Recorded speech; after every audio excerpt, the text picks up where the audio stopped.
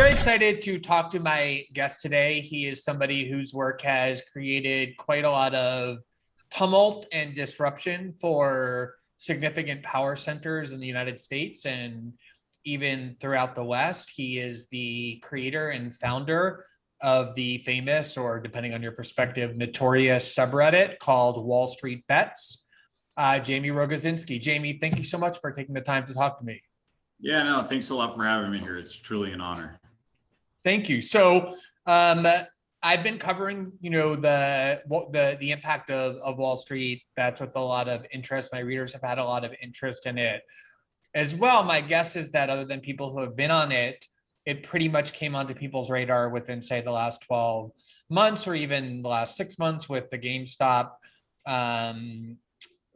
explosion, I guess you could call it, and the threat that it posed to hedge funds and short sellers on Wall Street, which made a lot of people excited. So before we get into that, just go ahead and tell me the story of how you ended up creating this subreddit and what the idea was behind it, what you hope to achieve. Yeah, absolutely. Look, the subreddit, I started it in 2012. At the time, I was in my early 30s. I was single, meaning no wife or kids or dependents. I had a good job with a good disposable income, and I wanted to put that extra money to work. I had money invested in the typical 401k, whatever, but I was looking for ways to increase that in a more aggressive fashion, right? And I'm working in DC at the time. So I was there during the whole Occupy Wall Street movement. I would literally walk past the tents or whatever. So not that I participated in that. I just had it really present that Wall Street is, somewhat of a casino or whatever. And I said, well, let's take some chances. And so obviously the internet's got full of everything. You're usually able to find anything on the internet. But to my surprise, there was no place where people could get together and talk about the stock market openly, unapologetically, in a way that they could use it in a really high risk, entertaining fashion to try and make money and lose money. And so not finding a place like that, I just decided to create it. Clearly there was a lot of interest because by itself it grew. Yeah, I mean, I guess the idea of when subreddits grow, they grow organically for the most part. I'm curious though, when you described your motive, it was primarily financial or mercenary, the idea that you were making a good living, but you wanted to think about how you could improve your situation financially, how you could invest in a more interesting and exciting and I guess rewarding way. Would you say there was a political or ideological component to the creation of this subreddit? When I hear the word political component, it's just so instinctual to think red and blue and right and left or whatever. That's just kind of I definitely don't mean that. I guess I mean just some let's call it non-financial motive, just to be a little more concise about it. Precisely where I was going to go. I started learning about, I knew the stocks. You buy a stock, you own a big piece of a company, but I started learning a little bit more about how that works. And I did have this whole thing present of this post-financial crisis in mind. And I started learning about these derivatives, these crazy tools that are so complex and sophisticated that you could literally just trade from your phone with little symbols as if they were stocks. And when I understood what they were, it baffled me. So there was definitely a component where I said, well, I think this is ridiculous that these things exist. I'm going to shed light on how ridiculous these things really are. Not by complaining about them, but by actually using them in a ridiculous fashion in hopes that it starts a conversation that I believe still needs to be had to some extent. So in that sense, there was a political feel in that this establishment, the system that has been set up is flawed, and the best way to try and fix it is by breaking it. I'm curious about that confidence that you had that you would be able to do something like that. I think one of the things that a lot of elite sectors do, I know law does this from having practiced it and studied it. Certainly, high finance, for lack of a better term, definitely does is it purposely makes the jargon and the language and the rules of operation as mystical and inaccessible as possible to people who aren't completely immersed in it. And I know as somebody who, worked in a Wall Street law firm when I got out of law school, albeit only for 18 months, but also covered Wall Street as a journalist, the 2008 financial crisis, the Occupy Wall Street movement. I did always find it, and still do find it, a little bit daunting to try and understand how, mortgage-backed securities or derivatives or swaps actually function. And I always feel like I would actually have to take a lot of time. I feel like I could get myself to understand it, but it would take a lot of work and a lot of time. At this moment, when you're creating Wall Street Bets with that idea to kind of exploit or expose or do both to this underbelly of how Wall Street operates and the kind of casino-like manner in which it functions, what gave you the confidence that you had that understanding? Because at the end of the day, it really is quite a simple thing. That jargon does alienate people. It allows call them insiders, to try and protect themselves with this veil of sophistication and shine away, you don't know what you're doing type of thing. But at the end of the day, they don't really know what they're doing either, right? Even if you think the most sophisticated person that does all the financial analysis and cash flow, even Warren Buffett gets it wrong, they're still kind of guessing, and they have this premise that's sophisticated and it's backed by all this scholarly academic preparation, whatever it is. But at the end of the day, they're just kind of taking a guess, and that really is what it is. Robinhood, to some extent, really took that to the next level. If you want to talk about mortgage-backed securities, whatever, kids can now buy mortgage-backed securities through ETFs. They complicate whatever, but it doesn't matter because they just need to type in mortgage-backed securities. They'll find a thing that looks like a stock, right? And they click on it and they're like, okay, cool, I bought a mortgage-backed security. They don't understand how this thing translates down, and they don't have to, right? They just know that, and they just need to have heard that word. But not only that, they say, I want to trade stock options, which are its own layer of complexity, but they've simplified it to the point where they say, okay, you want a stock option. Do you think it's going to go up or down? And you answer with a color-coded arrow, up or down. And that's how you use stock options on an ETF that is potentially leveraged on mortgage-backed securities. And they're just going, haha, this is funny. Put a meme up there. And guess what? Sometimes they're actually right with this. And so, to some extent, the confidence comes from the fact that everybody's really guessing. Yeah, I remember, I think it was prior to the 2008 financial crisis, Warren Buffett had called these derivatives, I think, the weapons of mass destruction of the financial world, and actually made the point that nobody, not even he, understood exactly what was going on because the complexity was so, not just great, but murky, that it was almost as if nobody could understand it. And there was a huge element of luck to it. And I remember it just striking that, Warren Buffett, who had mastered it at least as well as anybody else, if not better, was warning about that. One of the things that you alluded to in your answer was Occupy Wall Street, the Occupy Wall Street movement. And I'm interested in that because I guess that happened maybe a year or so before you founded the subreddit, right? It was 2011. And I remember covering it at the time and got convinced that it had the capacity to be this transformative movement. I wouldn't call it necessarily revolutionary, but I was convinced that it was something very significant.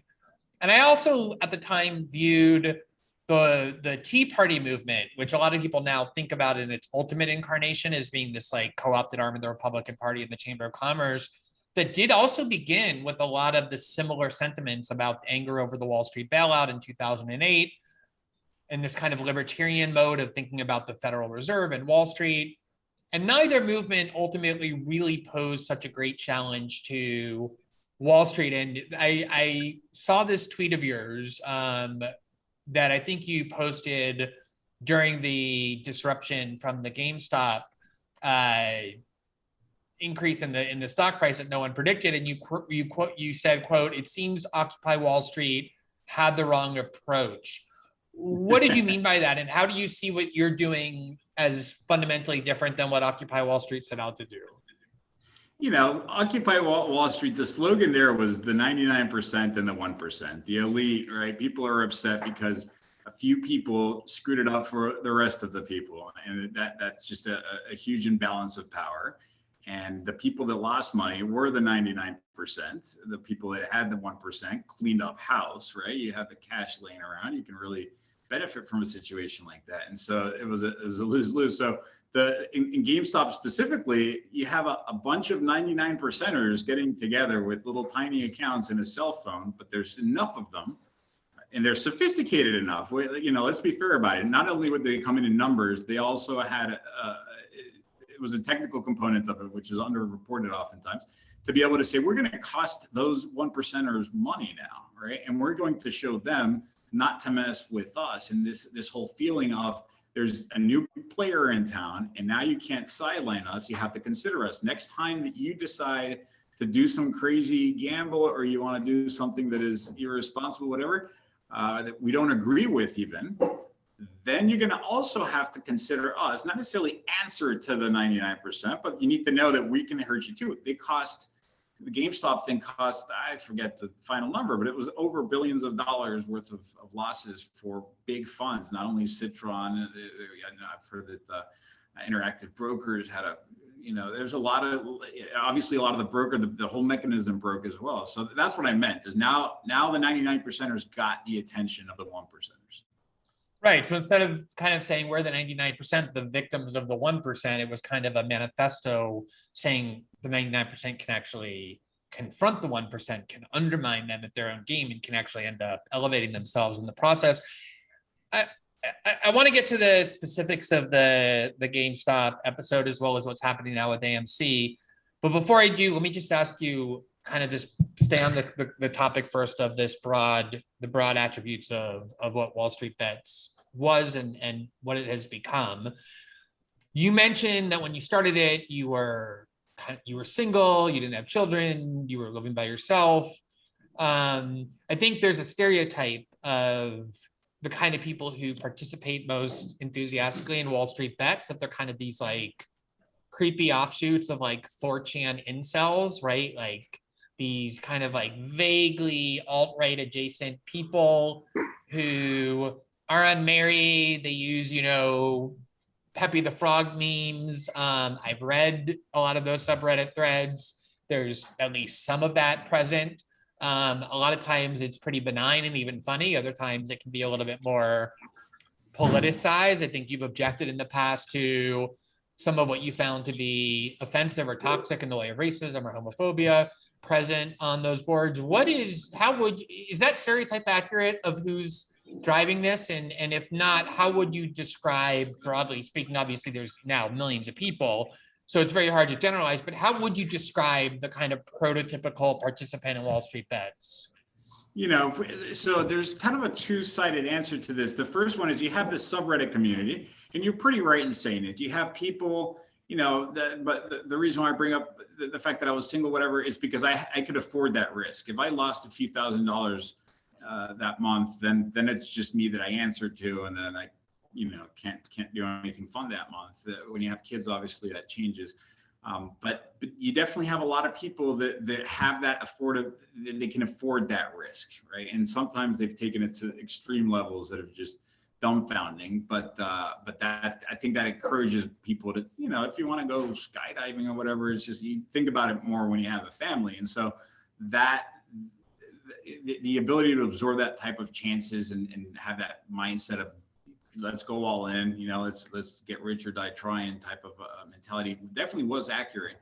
And then, yes, when you have big groups, you have people that are just, that I disagreed with, obviously, but there's nothing you can do. It's the internet, and finding a fine line between free speech and hate speech is a tricky one to tread. And that's a whole saga with that. But now WallStreetBets has kind of grown outside of just this community, and it's become kind of an idea, right? And I get messages probably more internationally nowadays than I do from the US, from people in Korea saying, hey, we want to do the same short squeeze because we hate the short squeezers here. How can you help us do this?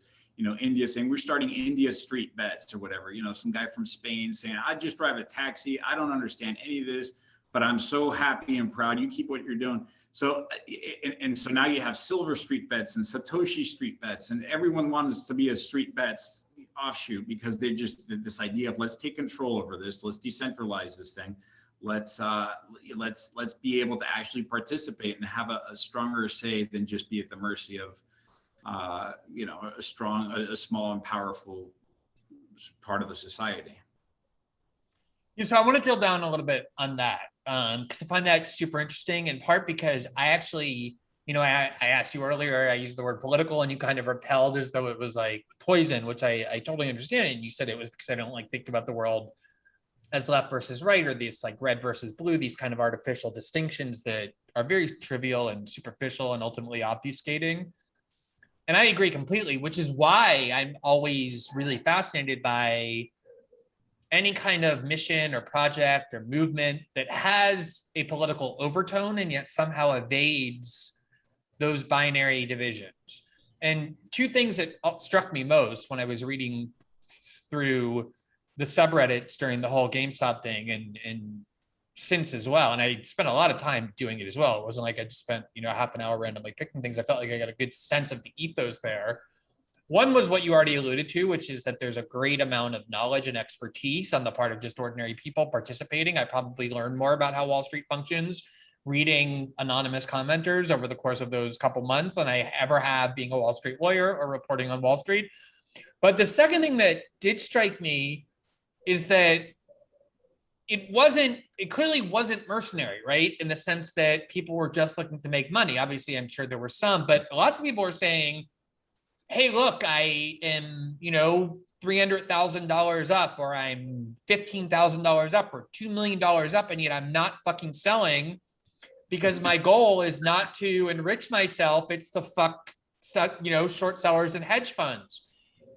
And that's like a very counterintuitive human impulse. It's obviously very tempting to profiteer if you have that ability. And yet, the heroes, kind of the leaders of that movement, were regularly posting their stock portfolios showing that they were holding their positions despite how much they could cash out. So, I mean, whether you want it to be political or not, there is something clearly political, again, not in the sense that you renounced, but in the sense that there was a non-financial motive. What is that anger toward hedge funds? Where is that coming? This sentiment that I'm willing to I'd rather harm these nefarious actors who are powerful and wealthy and oligarchical, even if it means undermining my own financial self-interest. I mean, there's two things. One, I think there's a demographic component, right? It's safe to say the majority of the people that hang out, they're going to be on the younger side, right? Obviously, the younger side are now 10 years older than they were when WallStreetBets started. But you have these millennial and Gen Z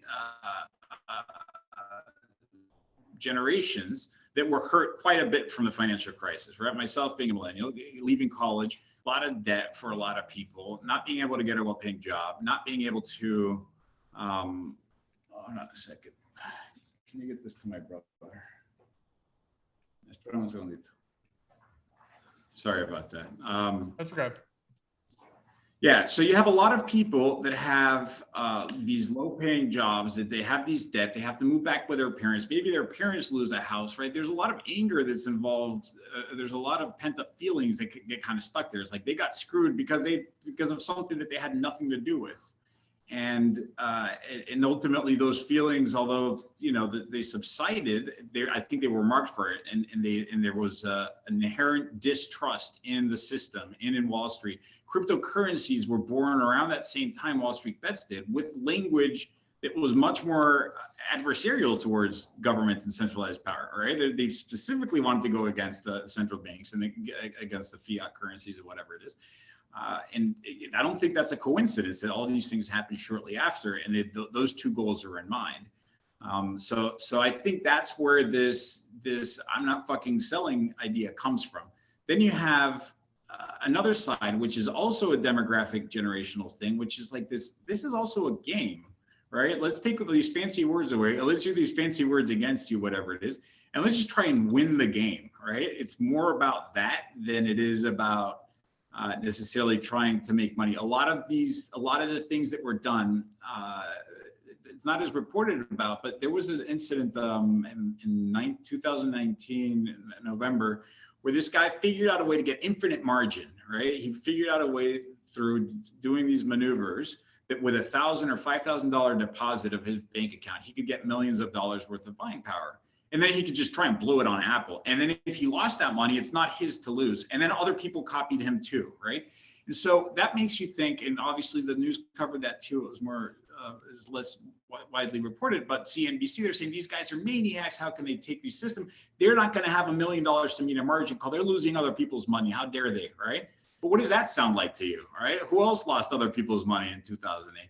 And that's the exact same thing. We saw this again with Archegos Capital, right, where they just did a whole debacle because they too were taking way too much leverage. We saw it in LTCM in the late 90s. The financial crisis happened because of too much leverage. Now these kids are doing it from their cell phones, right? They're saying, well, if I lose the money, like I don't need a bailout. It's going to be the company or the broker that has to do it. And it's because they're trying to beat the game, right? And that's, I think, the second component. Yeah. So let me ask you, I think that's so interesting that this anti-Wall Street sentiment, you cannot place that on the left or the right. It exists in both and neither, and in pretty much every other faction. It kind of transcends ideology. I mean, maybe you could previously identify it as a left-wing value 3 or 4 decades ago when Ronald Reagan was venerating job creators and tycoons, and the Chamber of Commerce was kind of the church around which the Republican Party coalesced. But clearly the Republican Party has transformed, as evidenced by their 2016 and 2020 presidential nominee. And I think clearly there's a strong anti-corporatist sentiment on both ends of the political spectrum and in everything in between that WallStreetBets really captures. Let's talk a little bit about the GameStop situation specifically. I think one of the reasons why people found that so appealing, I know one of the reasons I did, was something that you just alluded to, which is it became so obvious, especially on CNBC, right? The kind of media epicenter of Wall Street power, that there was this rage and inchoate anger over what was happening. And it quickly became apparent that the anger almost explicitly was about the fact that it wasn't that Wall Street was being manipulated for the benefit of a group of people, since that's what Wall Street is practically by definition. It's that the wrong people were manipulating Wall Street for their benefit, and the wrong people were losing instead of winning. And it was so obvious that was the case. It was a huge mask off moment. But very quickly, these kind of dual narratives emerged. One was that, the kind of David versus Goliath framework, that these were just ordinary people who had cracked the code and had stood up to these, titans using strength in numbers and by learning and then mastering the rules of their own game. Very appealing narrative, one as old as the Bible, right? But then there was this other narrative that said, look, what's really going on, there's a little bit of that happening, but what's really going on is there are a lot of invisible, huge power players who are just as big as these hedge funds who are suffering, who are riding the wave of what's happening and really are the principal ones driving it. Now, again, I'm sure when billions of dollars are flying around in a very unpredictable setting, there's all kinds of actors trying to figure out how to profit from that. So I'm sure there's neither of those two narratives is pure, but where would you place what actually happened with GameStop on that spectrum? To which narrative is the reality closest? Well, I'm going to take your narrative and push it one step further, right? Because it's even more nuanced than just that, right? Which is like, oh, okay, we have these two sides, but this other side's also going to try and get onto this side. It's a dirty game of cat and mouse. Well, let's just break down what David and Goliath are in your examples. Goliath in this case is a hedge fund. A hedge fund is in charge of handling people's pensions, like teachers and firefighters and whatever, right? Like that is what their job is. So, it is a bit of a circular thing. Starting with the Davids, they're trying to hurt these hedge funds. They are potentially hurting the people too that they're purporting to not to. And then of course, yes, you have the hedge funds that decide, okay, fine, you may have gotten us this one round, or even for part of this one round, but now we figured out how to kind of get on this bandwagon, and people did. Obviously, there were a couple of high-profile, I forget whether they were individuals or funds, but they made the news. They made $700 million from the jumping on the side of the GameStop trade that the retail investors were trading on. So it is a very murky thing. It's a very feel good, right? Where you do have the small and the big, and that is true. That is pure. You did have the small people were able to hurt the 99%. And the net effect of that was pretty cool, because now we can bring the red and white into this topic. We had Ted Cruz retweeting AOC right? When they were upset because the game, the brokers ended up breaking. It's a whole kind of a side thing, but they were agreeing with each other. I've never seen politicians in the past decade say, yeah, you're right. We need to address this. And so that was kind of a cool Yeah, moment. unfortunately, AOC ruined that moment by accusing Ted Cruz of I trying to know. murder her in classic I know. understated AOC style. But you're right, it did present this, very unique opportunity Yeah. for, that's what I was saying earlier, for, and I was very critical of AOC at that moment because if you were to list the ostensible political priorities and values of the left flank of the Democratic Party, which she nominally represents, undermining the power of Wall Street would be near or at the top of the list. And that was a moment, maybe not one that would have endured, but one that could have been seized upon to join the right and the left together in support of at least that narrative, if not the reality, and to rein in a lot of these Wall Street abuses. Elizabeth Warren was suggesting that as well. Is that something that you thought was possible? Is that something that you think is a potential benefit of or outcome of WallStreetBets still? No, look, when I saw that somebody brought it up at a White House press event, somebody asked, I forget what the press secretary's name is now for Biden, but, I was like, this is Jen Psaki. Yeah, thank you. So, another president's being asked about this. This is, I don't think in my wildest dreams could ever imagine. I was hoping to disrupt and start conversations, but that was really a cool thing. But that's kind of the beauty of it. Like you think about all the people that are part of this retail army in the US and outside the US. Like I said, I get a lot of messages from people that kind of want to share that same sentiment in their own place. That's what unites them, right? The left and the right, the American or the Chinese or whatever it is. Like we're trying to make money. We're trying to take control over our future or our lives or whatever it is. And we want to try to hold the government accountable in ways that aren't every 4 years. And because of it's a very straightforward, transparent way of voicing your opinion. And maybe it's not going to change things like gun control or whatever, but it is exerting to, hey, remember, it's a lot of us too. And even if you have this nice system set up in place, we can still kind of tamper with it. So it was a very well invited check on the system. Well, let me ask you though, and maybe it doesn't really matter what the answer to this question is, because ultimately there are so many people now participating in WallStreetBets that no one person can speak for its ultimate objective, or maybe there is no ultimate objective. But one of the critiques I heard from the left during that episode aimed at people who found it exciting and promising, and I was one of them, was, look, this is really not a reformist movement, let alone a revolutionary one. All it's really designed to do is to help more people game the system and get rich based on these corrupted rules than currently are doing it. So instead of having, a small number of people on Wall Street making tens or hundreds of millions of dollars gambling on the stock market, you're going to have, maybe an increased number of people, but the system itself will be preserved. Is that your vision, just to kind of allow more people into the casino to win? Or is your vision to reform the casino or to bring it down? My vision is to just let the people decide. So I learned early on that I had my ideas and I wanted to do certain things. And more often than not, I was wrong, right? Like I would just allow it to play out. Sometimes I was right. Sometimes I was wrong. Sometimes I didn't like it, such as this, the offensive speech, whatever it is.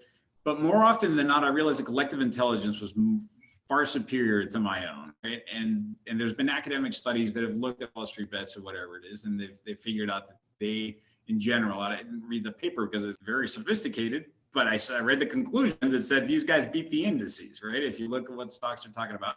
So I do truly believe in the collective intelligence. And so I think that the best way, the system being in place or whatever, I don't think that anyone's ever going to break the system entirely. I think it's going to improve. It's going to be fair.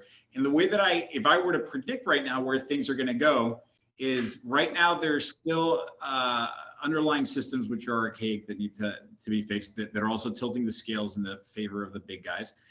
But the more participants that get into the market, the better things tend to be. And that's kind of where I believe that the cryptocurrency is going to be the next step. And this is another thing that I'm involved with, which is, all right, if you have somebody that was in London and wanted to buy GameStop, they would have had a difficult time.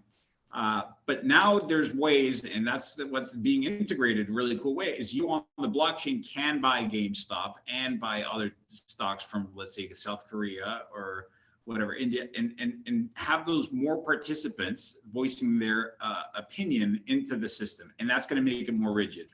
What do I mean by that?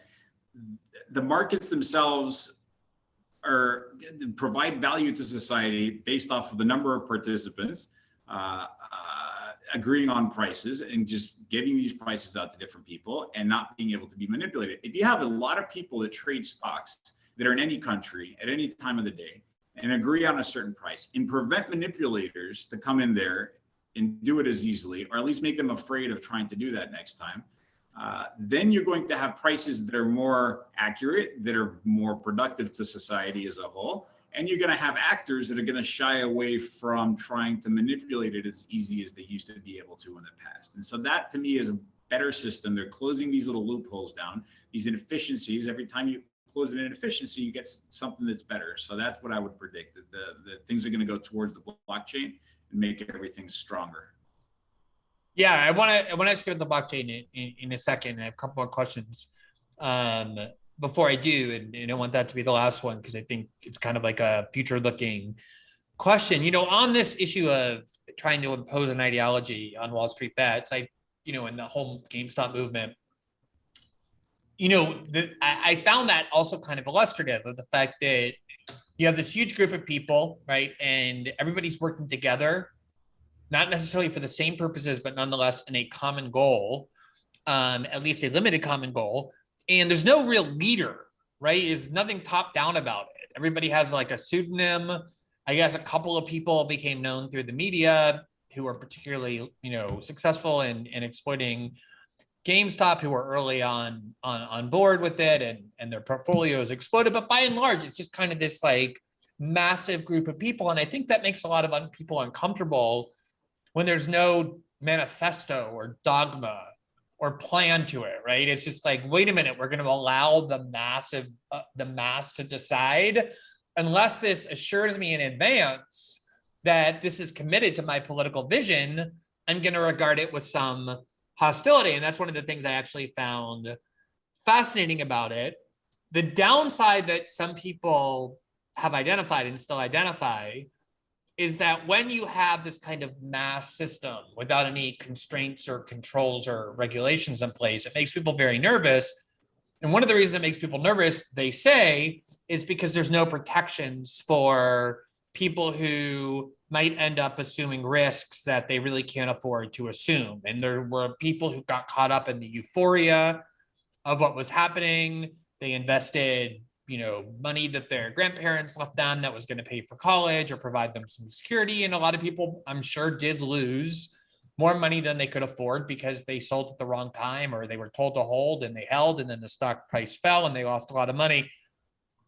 How does that factor into your analysis of what happened with GameStop? And do you feel some responsibility to try and hedge against those harms?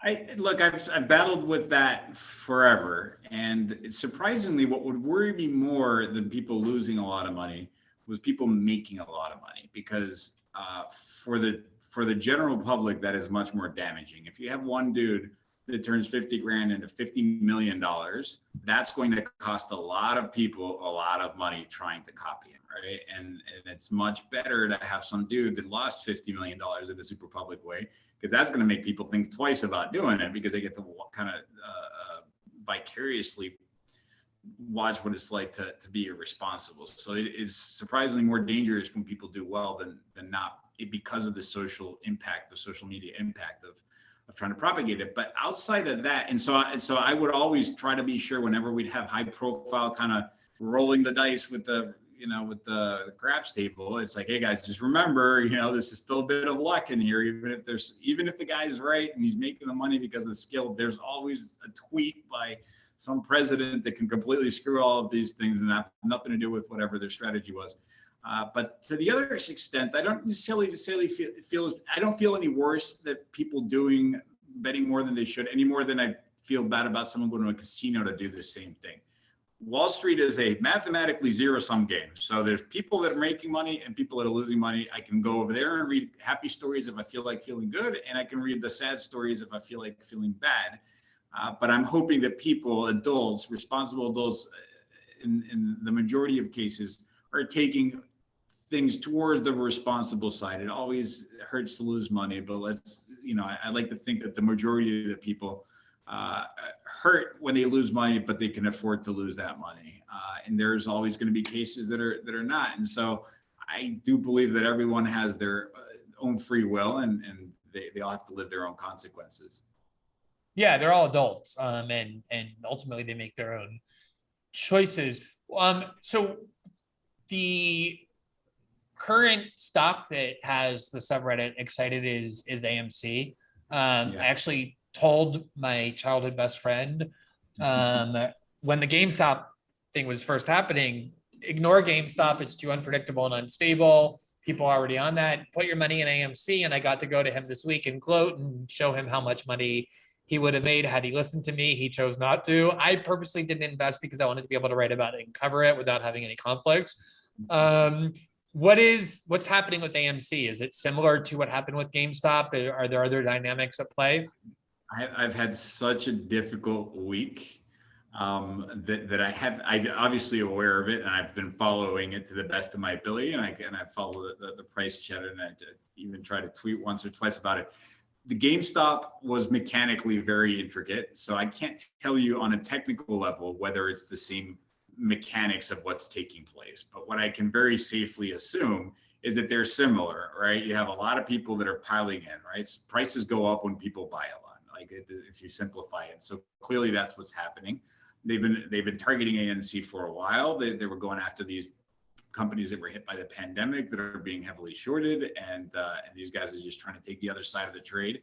And guess what? They're actually having an impact on these companies. They're not just hurting these hedge funds. The other thing of who wins this battle, oftentimes they forget about the middleman that's being battled over, right? Which is the company themselves. GameStop is going to have a chance to reinvent itself, and they will, and they're going to get themselves out of it. They've announced new initiatives. Who knows what's going to happen with AMC?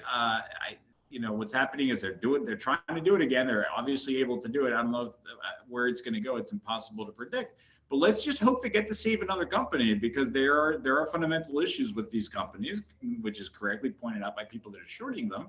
But guess what? These companies have found another way out, which is like the retail investors using the stock market, by the way it was meant to be, which was let's raise capital to reinvest into R&D or whatever and make more jobs for the economy. Like that's what Wall Street's supposed to be. So it's a beautiful thing to watch that happen. Yeah, it's the part that I laugh about most often when I think about is that these huge public companies who have been around for a while got very big, then started struggling, spent huge amounts of money on financial strategies and branding efforts, and none of it was working, and they all just got saved, or these companies did, just by a bunch of anonymous users of a subreddit having very little to do with their company. And not only did they get saved financially and are now being able to thrive, but they actually created a new fan base, right, in a way that no amount of money of advertising could ever generate. And it's just kind of amusing how arbitrary that is. Anytime people pose a threat to the interest of serious power centers, by definition, that's why they're called power centers, they look for ways to inflict punishment on the people doing it, if for no other reason than to make an example of them, to deter other people who might be thinking of doing the same. I know that there was talk about, potential investigations into questions of market manipulation and the like, which again is ironic since all of Wall Street is nothing but market manipulation. But have you experienced any formal inquiries or investigations or other kinds of threats from the US government or from regulatory agencies? No, I've never gotten I've never been reached out to by any regulatory or legal agencies. I have lawyers that I consulted with. We got to see some sketchy things on WallStreetBets, which were blatantly illegal. Like there's a red line that is very clearly drawn, and then there's gray zones, which some of this can get into. We got to see tons of illegal activity. I mean, I'm talking insider information, things of that nature. So I would consult with them as to how to deal with that. But they did a good enough job with explaining what role I should play in order to make sure that things go correctly, and that was the case. But at the end of the day, I think the regulators are hoping to make sure that the market continues to function properly. At least I hope that, these regulators want to come into play. It's not, hey, let's stop these prices from moving or from people from exerting their will on the price, and more, let's make sure that no one has fraudulent intent or things of that nature. And that definitely was not the case here with this. I did have like the heads of hedge funds. People just love the companies. Yeah, people just like the stock. I got contacted by Andrew Leff from Citron Capital when this thing was going down, right? He's like, dude, what's going on? Like, how can we make this stop? Because he was losing billions of dollars. So, so I did get contacted by the losing side of those trades. And did you say, like, I'm sorry, I can't help you, they just like the stock? It's in the hands of the people. I mean, in his case, he was also being personally attacked, so I did kind of coach him on that because there's that nasty dark side of the internet. But for the most part, I said, dude, you shouldn't be new to this. You've been in Wall Street forever. You're just on the other side of the trade. I had another person that came up to me once, and he said, I own biotech firms, and it sucks because these biotech firms are more susceptible to manipulation because of the volume and the way they're composed. And he goes, we try to raise money so that we can make medicine for people and do the stocks correctly. But these funds, they kind of find out these clinical trials, whatever, and they'll short these stocks because they can, and they can easily push the price down. Then they'll buy these warrants, essentially stock options, and then they'll wait for these results to come out and then be able to profit tremendously from it. But in doing that, they're inhibiting these biotech companies from raising the money to produce these medicines, whatever. And he goes, nowadays, it's almost extortion the way these guys go. He goes, the last time these guys came up to me, I said, they're talking about me on WallStreetBets. You can't touch me. And it's true. Nobody's going to try and do that. So there's that veil of protection now of I'm protected by the people. Yeah. It's that. I mean, whatever ends up happening from this, there clearly have been at least revelatory impacts, right, about how this whole game is played and and the mentality underlying it. Let me ask you as the last question, the question of blockchain and crypto, which you referenced earlier. When you mentioned the origins of the Bitcoin movement, and I remember very well, back when it first started entering people's public consciousness, it was viewed as this kind of, I guess you could call it like this Ron Paul based faction of libertarians who hate the Fed and the gold standard and fiat currency, as you referenced. It kind of got defined as being this right-wing libertarian currency movement. And so just a lot of people who otherwise might be hospitable, might be open to the idea of decentralizing power, looked at it as a kind of an economic adversary. And now, to me, it seems at least that the blockchain movement has become much more ambitious in scope and vision, that it's about a lot more than just the currency that we use, that it's about a vision of how power is dispersed and ways to emancipate us from centralized control. How do you see the crypto movement and blockchain in general, and how do you see its relationship with WallStreetBets?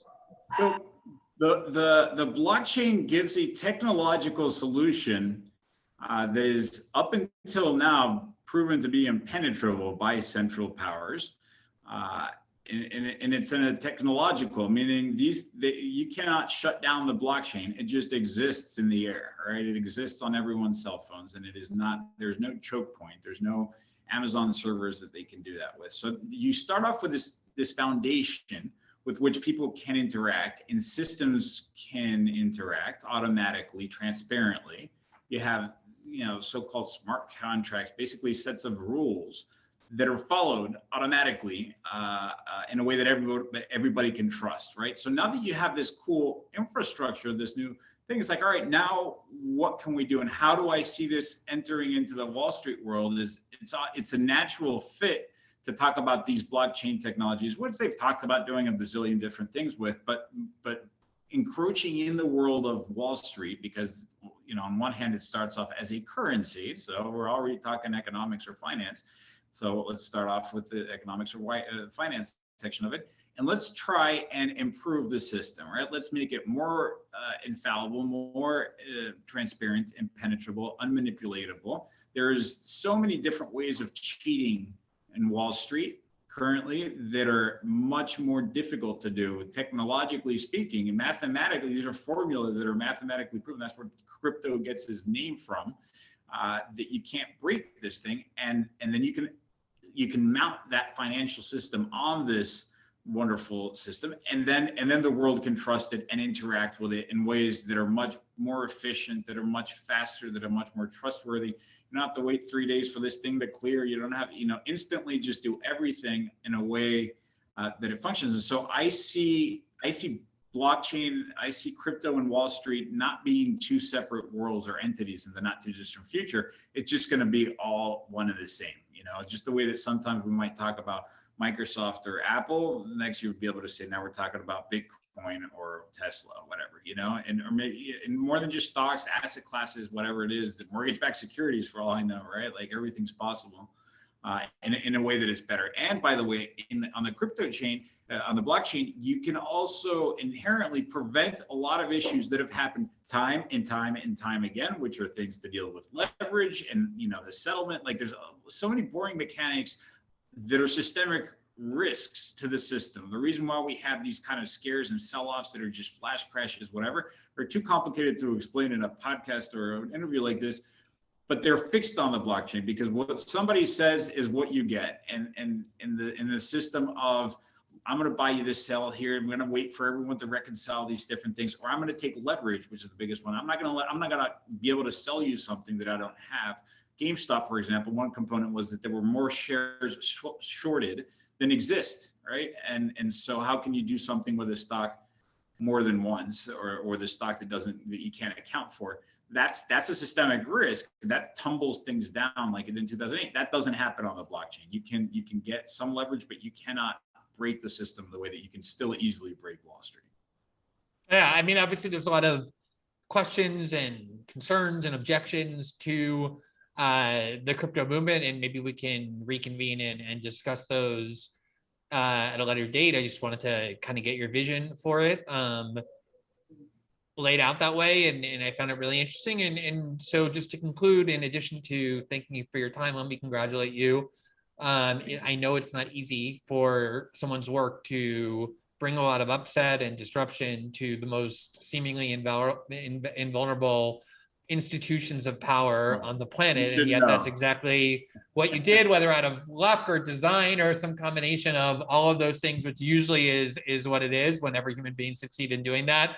But I think your work has been incredibly important and interesting and funny, and also bringing a lot of inspiration and hope to a lot of people that it's a kind of path to challenge these institutions that have seemingly been invulnerable up until now. Yeah, well, thank you very much. It really means a lot, and this was quite a pleasure. All right, great talking to you, and keep up the great work.